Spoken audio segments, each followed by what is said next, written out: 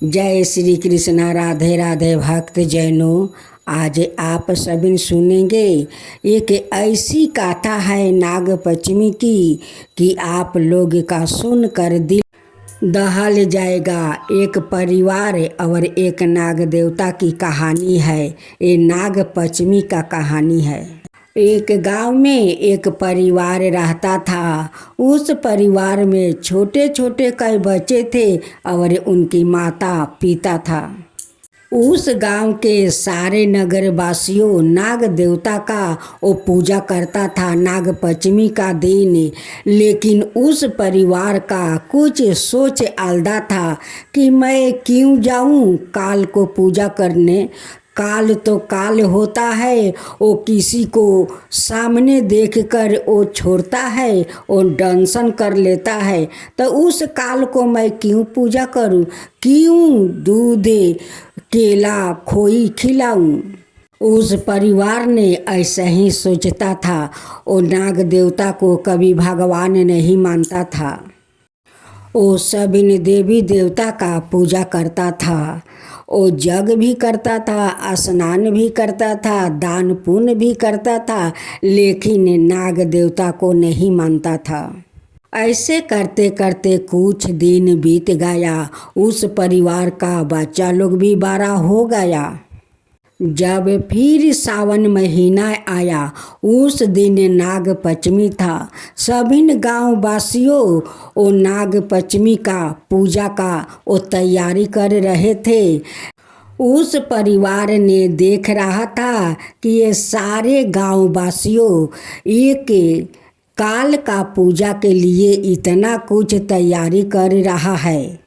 सभी गांव वासियों धाम धूम से नाग पंचमी को पूजा कर रहा था। जब पूजा समाप्त हो गया, सभी लोग अपना अपना घर चले गए। वो परिवार क्या करता है ये तो सुनकर सभी को दुख पहुंचता है। उस परिवार का घर में रसोई बनता है और जो भात का वो मार निकलता है, वो आदमी जाकर आस्ते देखने जहाँ सभी लोग उस बिल को पूजा किया था, उसी बिल में वो गरम मार ढाल देता है। तभी नाग देवता गुस्से हो जाते हैं। उनकी शरीर पर कोई गरम मार तो नहीं पड़ा, क्योंकि वो लुपित हो गया था।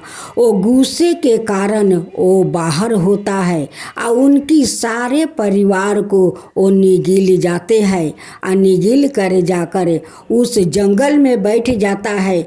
लेकिन उस परिवार में एक बच्चा बच जाता है।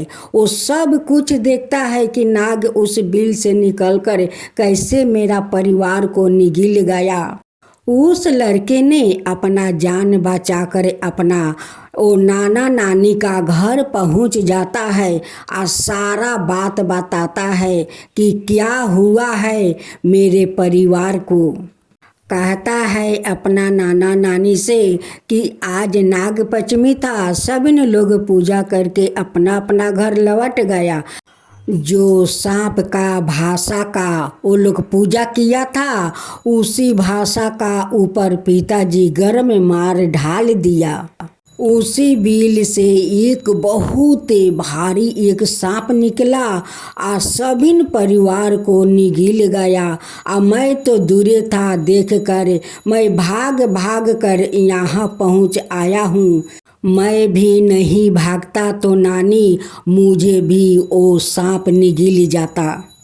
उनकी नाना नानी नाग देवता से वो मन्नत मांगती है। कहती है कि हे नाग देवता, अगर आप मेरे परिवार को लौटा देंगे तो मैं भी धाम धूम से आपका पूजा करूंगी, दूध लावा चढ़ाऊंगी, आपको आरती उतारूंगी और अपना बेटी और दामाद से आपको पूजा करवाऊंगी। ये हमारा वादा है। हे नाग देवता, हमारा परिवार को आप लौटा दीजिए। मैं अपना बेटी दामाद के तरफ से माफ़ी मांगती हूँ। ऐसा गलती अब कभी नहीं होगा नाग देवता, कभी नहीं होगा। फिर अगले साल सावन महीना आ गया। नाग पंचमी के लिए सब लोग तैयारी कर रहे थे। ओ माता पिता पूजा को बहुत धूमधाम से तैयारी करने लगी कि मेरे बेटी और दामाद को तो नाग देवता ने गिल गया है। मैं इस बार धाम धूम से पूजा करूंगी, दूध लावा चढ़ाऊंगी। माता पिता अपना बेटी दामाद के लिए बहुत सारा पूजा को तैयारी करते हैं। बाजा भी आनते हैं कि मैं बाजा बाजाकर नाग पंचमी का पूजा करूँगा। पिताजी कहते हैं कि हे नाग देवता, मेरा बेटी और दामाद को लौटा दीजिए। देखिए मैं कितना सारा तैयारी किया हूँ, अब ऐसा भूल वो लोग नहीं करेगा। वो लोग नाग पंचमी के दिन धाम धूम से पूजा किया, बाजा बाजा कर। अब तो नाग देवता उन सब पर प्रसन्न हो गए। जिस भाषा में गरम मार ओ डाला था, उसी भाषा से ओ नाग देवता निकलते हैं और उनकी सारे परिवार को उनकी माता पिता के सामने ओ निगल देते हैं। ये देख कर वो लोग बहुत आश्चर्य हो जाता है कि इतने सारे परिवार को नाग देवता अपना अंदर में रखा था और वो भी सुरक्षित। दोनों माता पिता हाथ जोड़कर नाग देवता को वो विनती करने लगा कि हे नाग देवता, आप तो धन है, आप धन है, आप ही के ऊपर तो सब पृथ्वीवासी रहते हैं। हम सब आपका ऊपर है। अगर आप नहीं रक्षा करेंगे तो कौन रक्षा करेगा। आप जैसे हमारा बेटी दामाद और सभी बच्चों को रक्षा किया है, वैसा ही सबको रक्षा करना। हे नाग देवता, सबको रक्षा करना। तब से लेकर आज तक वो परिवार वो नाग पंचमी धूमधाम से मनाता है। तो बोलो नाग देवता की जय, शेष नाग की जय। सावन मास में नाग पंचमी की पौराणिक कथा, नागराज की परीक्षा। बहुत पुरानी बात है। मध्य में भारत में सूरगांव नाम का एक नगर था। वहाँ के राजा वीरसेन धर्मपरायण और अन्याय प्रिय थे। वो प्रजा का ध्यान रखते, परंतु संतानहीन होने के कारण वो चिंतित रहते थे। राजा ने अनेक यज्ञ दान और व्रत किया, पर उन्हें संतान नहीं मिली। एक दिन एक वृद्धा तपस्वी उनके महल में आया और बोला, हे राजन, तुम्हारी संतान की बाधा सर्प दोष के कारण है। जब तक तुम नाग देवता को प्रसन्न नहीं करोगे तब तक वंश नहीं होगा। राजा ने तुरंत संकल्प लिया और सावन शुक्ल पक्ष की पंचमी के दिन नागदेव की पूजा का अभय आयोजन किया। उन्होंने नदी के तट पर नाग देवता की स्वर्ण प्रतिमा बनवा कर दूध, केसर, फूल और चंदन से पूजन करवाया। पूरे नगर वासियों को भी नाग पूजा का निमंत्रित दिया गया। वही रात राजा को सपने में एक दिव्या सर्प नागराज तक्षक प्रकट हुए। उन्होंने कहा, हे वीरसेन, तुम्हारे हृदय की श्रद्धा से हम प्रसन्न है, परंतु हमारी एक प्रतीक्षा है। कल प्रात जब तुम नदी तट पर जाओगे, वहाँ एक बालक मिलेगा। वो हमारा दूत है। यदि तुम उसकी बात को समझ कर उसका मान रखोगे तभी तुम्हें वरदान मिलेगा। सुबह राजा नदी के तट पर गया। वहाँ एक निर्धन अजीब सा देखने वाला बालक बैठा था। वो कहने लगा, राजा, क्या तुम मुझे अपना पुत्र बनाओगे? क्या तुम मुझे अपना राजकुमार मानोगे? दरबासियों ने उस बालक को हंस कर भगा देना चाहा, लेकिन राजा ने उसकी आंखों में कुछ विशेष देखा। उन्होंने प्रेम से उसका हाथ पकड़ा और कहा, तुम मेरे लिए नागराज का आशीर्वाद हो। मैं तुम्हें पुत्र रूप में स्वीकार करता हूँ। अगले ही क्षण वो बालक दिव्या रूप में बदल गया। उसके शरीर पर तेज, सिर पर नाग मटुक और चारों ओर प्रकाश फैल गया। वो सवाए नागराज वासुकी थे। नागराज बोले, हे राजन, तुमने श्रद्धा, सेवा और समता की परीक्षा पास की है। मैं तुम्हें एक तेजस्वी पुत्र का वरदान देता हूँ, जो धर्म में, वीरता और ज्ञान में अधिभूत होगा। साथ ही तुम्हारे राज्य में कभी सर्प दोष, अकाल या रोग नहीं होगा। उसी दिन नगर में अच्छी वर्षा हुई, खेत लहराने लगा और कुछ ही महीनों बाद रानी को गर्भवती होने का वो शुभ समाचार मिला। पुत्र जन्म के साथ पूरे नगर में हर्ष छा गया। राजा ने उस दिन को नागपंचमी उत्साह के रूप में घोषित किया और हर बरस विधि पूर्वक नाग पूजन होने लगा। श्रद्धा और भक्ति सच्चे मन से करे, चाहे वो मनुष्य हो या नागदेव। हर जीव में ईश्वर का वास है।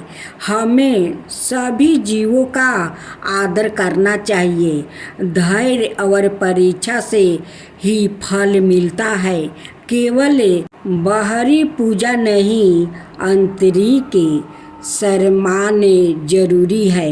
जो भक्त नाग पंचमी के दिन यह गाथा श्रद्धा पूर्वक सुनते हैं और नाग देव का पूजन करते हैं, उनके परिवार में कभी सर्प भय नहीं होता और उन्हें संतान, सुख और धन की प्राप्ति होती है।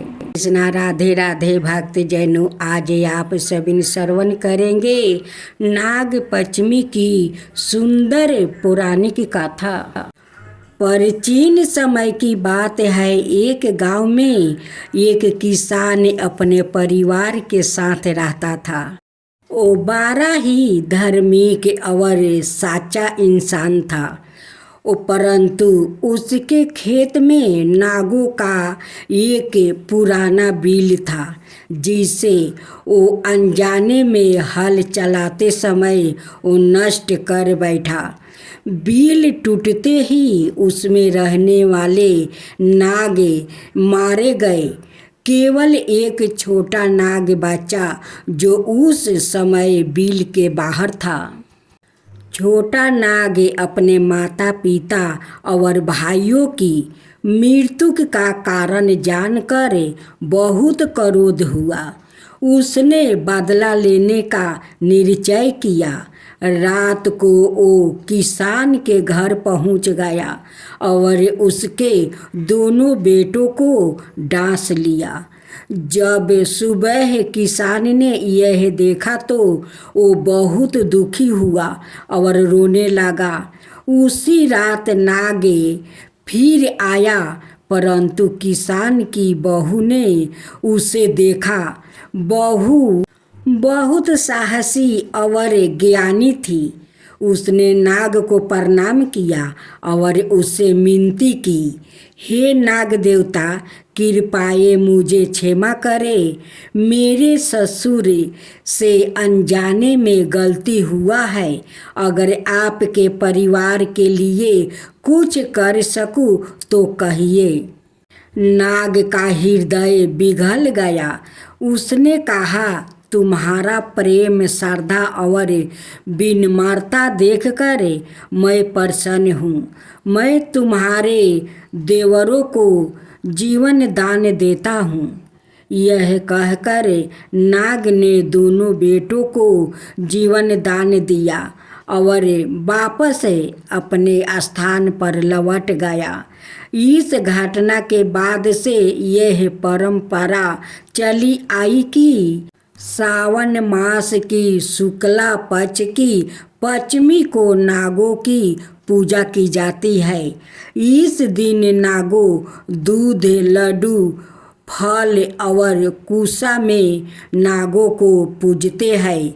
मिट्टी के नाग बनाकर या नाग मंदिर में जाकर उनकी पूजा की जाती है ताकि सर्प दोष, भय या कष्ट न आए।